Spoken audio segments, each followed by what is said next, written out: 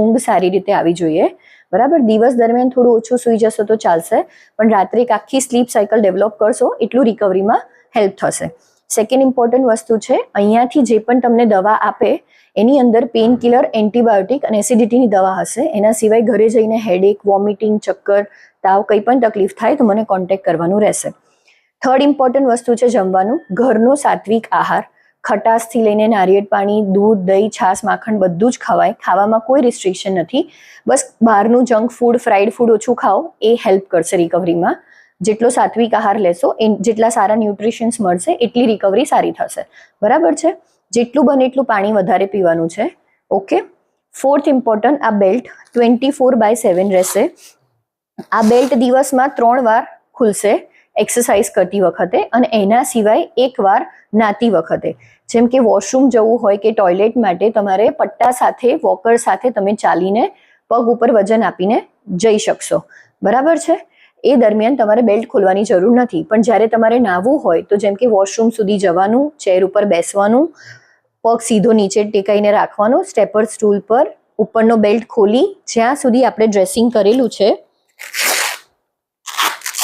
એ ડ્રેસિંગને પ્લાસ્ટિકથી cover કરી દેવાનું રહેશે, બરાબર છે.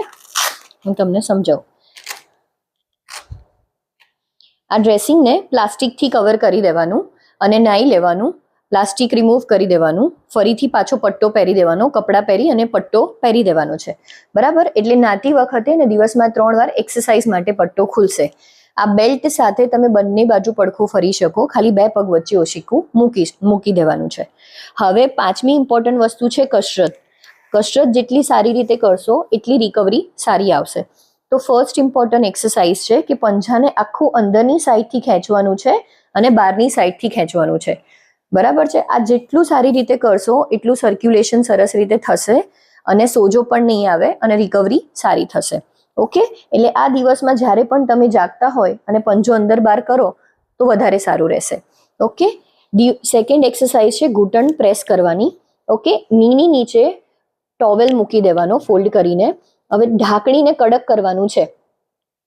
હવે કડક કર્યા પછી 5 સેકન્ડ હોલ્ડ કરવાનું છે. 1, 2, 3, 4, 5. ઢીલું છોડો.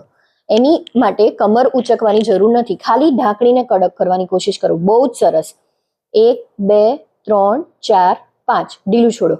આ દિવસમાં 3 વાર 15-15 વાર કરવાનું છે. જેટલી સારી રીતે આ એક્સરસાઇઝ કરશો એટલો જ આ સ્નાયુ મજબૂત થશે અને એટલી જ રિકવરી સારી આવશે અને ઘૂંટણમાં સ્ટેબિલિટી સારી રહેશે. ઓકે. થર્ડ ઇમ્પોર્ટન્ટ એક્સરસાઇઝ છે ઘૂંટણ વાળવાની, બરાબર છે. એટલે આપણે ACL લિગામેન્ટની સર્જરી કરી છે, એટલે તમારામાં પહેલા અઠવાડિયામાં આપણે ઘૂંટણને 30 ડિગ્રી વાળશું, બીજા અઠવાડિયામાં 60 ડિગ્રી અને ત્રીજા અઠવાડિયામાં 90 ડિગ્રી. એટલે હવે 30, 60, 90 કેવી રીતે થયું તો જુઓ, હું તમને બતાવું. આ પગને આટલે સુધી લઈ જશો એટલે 30 ડિગ્રી થશે. જ્યારે પંજો નીચે ટચ થશે એટલે 60 ડિગ્રી અને એનાથી થોડું વધારે 90 ડિગ્રી. એટલે એક વીક પ્રમાણે રેન્જ વધારવાની છે. એટલે અત્યારે આપણે ફર્સ્ટ વીક છે, પોસ્ટ ઓપરેટિવ આજે પહેલો દિવસ છે, એટલે 30 ડિગ્રી વાળીશું. ચલો વાળો, ધીરેથી વાળવાનું છે. જેટલી મહેનત, બસ બહુ જ સરસ. વાળવામાં કરો એટલી જ પગ પૂરેપૂરો આખો સીધો થાય ઝટકા વગર, પછી જ બીજું રિપીટેશન ચાલુ કરવાનું છે. ઓકે. કરો. બહુ જ સરસ. આખું સીધું કરો, બરાબર છે. આ સેકન્ડ એક્સરસાઇઝ છે. આ થર્ડ એક્સરસાઇઝ છે.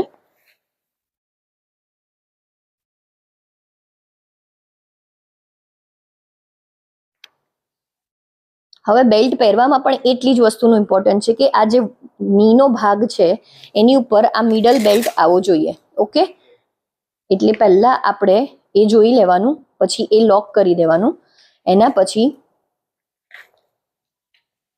આ રીતે ઉપરના બેલ્ટ બંધ કરવાના છે અને